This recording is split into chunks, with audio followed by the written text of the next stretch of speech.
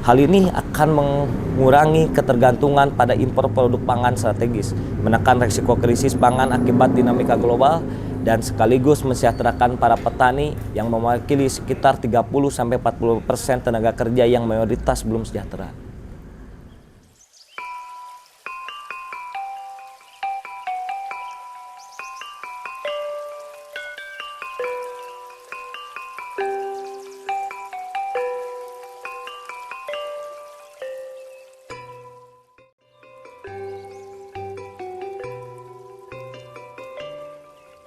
Nah, nya janten kieu balad.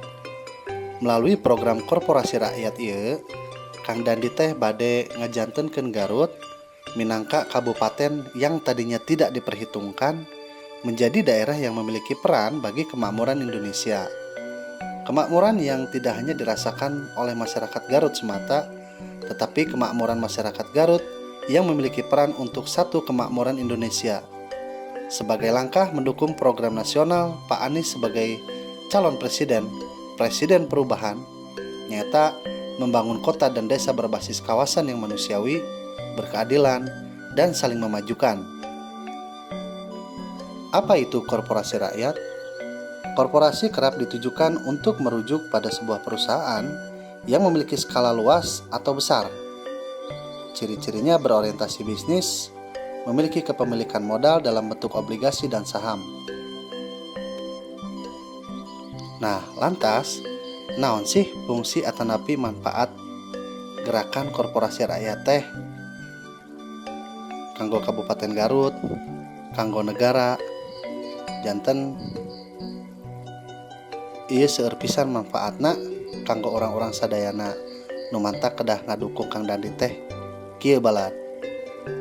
Fungsi atanapi manfaat gerakan korporasi rakyat teh ngawujudkeun korporasi rakyat sebagai motor penggerak pertumbuhan dan pemerataan ekonomi masyarakat Garut.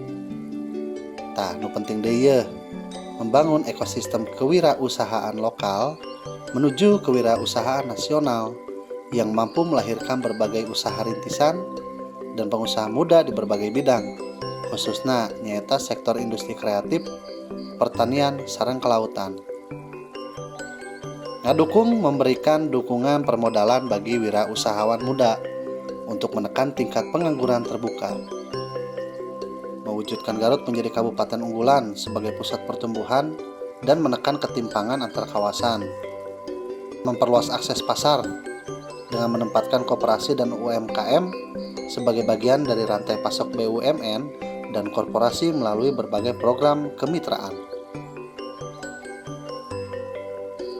Memberikan dukungan peningkatan teknik produksi, manajemen, dan pemasaran bagi koperasi dan UMKM, melaksanakan industrialisasi sektor pertanian untuk menghasilkan produk bernilai tinggi, membangun ekosistem food bank sebagai jembatan redistribusi antara pihak yang surplus makanan dengan yang membutuhkan makanan sebagai bagian dari pengentasan ketimpangan sosial.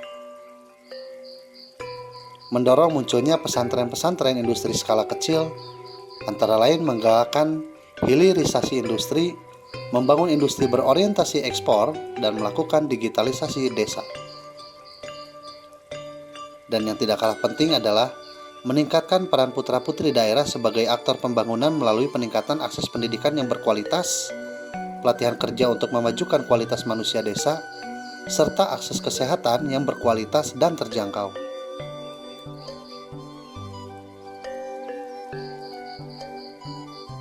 Adapun peran pengawasan dan legislasi Kang Dandi Riyadi dalam pengentasan kemiskinan, ketahanan pangan dalam menyukseskan gerakan korporasi rakyat terdiri dari petani, nelayan, komunitas kreatif, budaya dan pariwisata, kemudahan akses hunian, mendorong ketahanan energi yang berkelanjutan, pengentasan kemiskinan, lapangan kerja dan persoalan upah, perbankan dan pelaku usaha, jaminan ibu dan anak. Yang dimaksud dengan korporasi rakyat di sini adalah sebuah badan usaha yang sah yang pemegang sahamnya adalah komunitas kreatif, pesantren, petani, aktivis, LSM, dan atau yang lain sebagainya yang bukan bagian dari BUMN, BUMD, maupun BUMDes. memastikan ketersediaan kebutuhan pokok dan biaya hidup murah melalui kemandirian pangan dan budaya pariwisata, serta pemberdayaan pelaku kreatif dengan kemajuan ekonomi berbasis kemandirian dan pemerataan dalam mendukung korporasi Indonesia berhasil di negeri sendiri.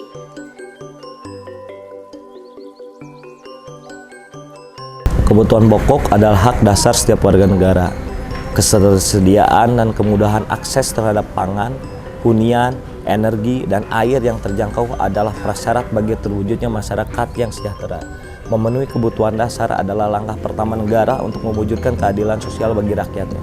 Negara harus mewujudkan kemandirian pangan, ketahanan energi, dan kedaulatan air untuk memastikan warga Garut yang memiliki warisan alam ini mampu wujudkan perbaikan kesejahteraan dalam jangka panjang.